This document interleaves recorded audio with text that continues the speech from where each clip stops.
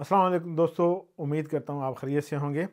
जिस तरह कि आपको पता है कि स्पाउस वीज़े की जो ख़बरें आ रही हैं कि 38,700 जो इनकम थ्रेशोल्ड है वो कर दिया जाएगा स्प्रिंग 2024 से। तो क्या ये हो जाएगा या जस्ट एक अनाउंसमेंट है या एक अंदाज़ा है? तो अगर हम पीछे चलें 2012 में, तो 2012 में उस वक्त 18,600 तनख्वाह जब इन्होंने की थी स्पाउस वीज़े के लिए, तो अगर उसको देखें तो उस वक्त जो वेजेस थी वो 6.11 थी, यानी 6 पाउंड 11 पेंस उस वक्त वेजेस थी पर आवर, जो गवर्नमेंट रेट था, मिनिमम वेज रेट। उस हिसाब से उस वक्त 18,600 बहुत बड़ी अमाउंट थी। बहुत सारा इसके ख़िलाफ़ लोगों ने एहतजाज किया, इसके ख़िलाफ़ कोर्ट में गए। बिलाखिर कोर्ट ने ये डिसीजन दिया था कि ये अगर स्पाउस वीज़े पे आना है इतनी तनख्वाह आपने पूरी करनी है। तो अब जो आफ्टर तकरीबन 11 साल बाद जब होम ऑफिस ने अब अनाउंसमेंट की है कि अब 38,700 कर दी जाएगी, तो अगर इसको उसके साथ कंपेयर करें तो उस वक्त 6.11 वेजेस थी मिनिमम वेज, और अब जो करने जा रहे हैं वो अप्रैल से 11.44 है। इसमें जो चेंजिंग आई है इस हिसाब से जो तनख्वाह बनती है एक कपल की या स्पाउस वीज़े के लिए, वो तकरीबन 35,000 बनती है। तो चूँकि इन्होंने पिछले 11 सालों में कोई चीज़ ऐसी चेंज नहीं की, यही थ्रेशोल्ड रहा है, तो इसमें ज़्यादातर चांसेस हैं कि ये थ्रेशोल्ड वाक़ई बढ़ा दिया जाएगा। अब ये कितना बढ़ाते हैं एग्जैक्ट अमाउंट अभी किसी को नहीं पता। एक अनाउंसमेंट ज़रूर है, मे बी वो 25,000 करें, 30,000 करें, 38,000 करें, कितना करें, लेकिन ये जब फाइनल गाइडेंस आएगी तो फिर पता चलेगा कि ये कितनी बढ़ाते हैं। लेकिन ये बढ़ेगी ज़रूर, क्यों कि 11 सालों में इन्होंने पहले कुछ नहीं बढ़ाया।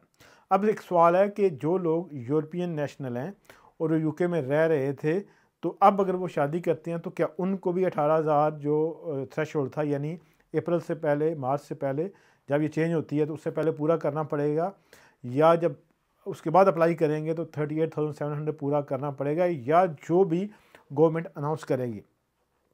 तो यूरोपियन यूनियन के लिए जो यहाँ के यूरोपियन नेशनल हैं और यूके में रह रहे हैं, उनके पास प्री सेटल स्टेटस या सेटल स्टेटस है अगर वो यूके में 31 दिसंबर 2020 से पहले रह रहे हैं।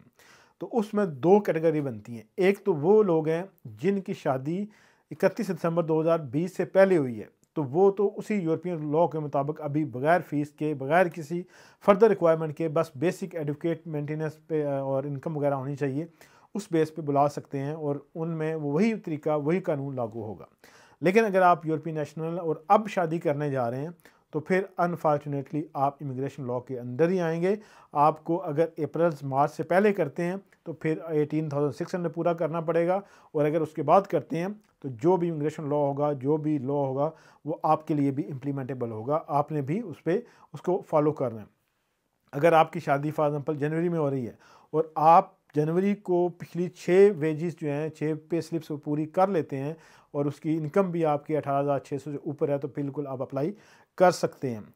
और 16 जनवरी से आपको पता है कि IHS चार्जेस भी बढ़े हैं, जो 624 पाउंड था वो अब बढ़ा के 1035 पाउंड 16 जनवरी से हो जाएंगे, तो इससे आपकी फ़ीस भी बढ़ जाएगी। एक और सवाल इसमें आता है कि किसी ने सवाल किया कि मेरी शादी जो है वो 2023 में हुई है अप्रैल में, और उस वक्त मैं जॉब कर रहा था, तो क्या मैं अब अप्लाई करूं तो क्या वो मेरी इनकम काउंट होगी?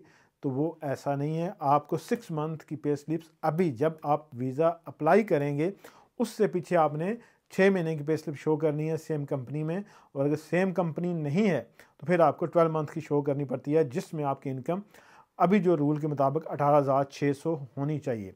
अगर आप वो पूरी नहीं करते तो अनफॉर्चुनेटली आपकी एप्लीकेशन ज़्यादा चांसेस हैं रिफ्यूज़ हो जाएगी, क्योंकि आप मैंडेटरी रिक्वायरमेंट पूरी नहीं कर रहे।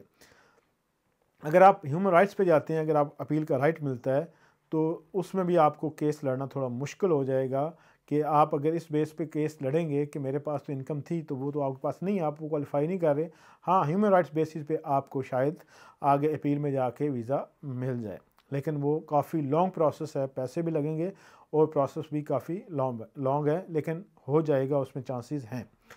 अब अच्छा, दूसरे जो लोग जो यूरोपियन नेशनल के फैमिली मेम्बर हैं, यानी एक वालिद आया, वालिद ने अपने बच्चे को बुला लिया यहाँ पे और बच्चे के पास अभी प्री सेटल स्टेटस है, तो क्या वो बुला सकता है? तो ऐसा नहीं है। अगर आपके पास प्री सेटल स्टेटस है और आप फैमिली मेम्बर हैं किसी और यूरोपियन नेशनल के और आपके पास अभी अपने मुल्क का पासपोर्ट है, तो आप बिल्कुल नहीं बुला सकते जब तक आपको इनडेफिनेट लीव टू रिमेन आपके पास नहीं है, जिसे बोलते हैं यूरोपियन नेशनल EUSS जो स्कीम है, सेटल स्टेटस आपके पास होना ज़रूरी है, अदरवाइज़ आप नहीं बुला पाएंगे। तो ये थोड़ी क्लैरिफिकेशन थी।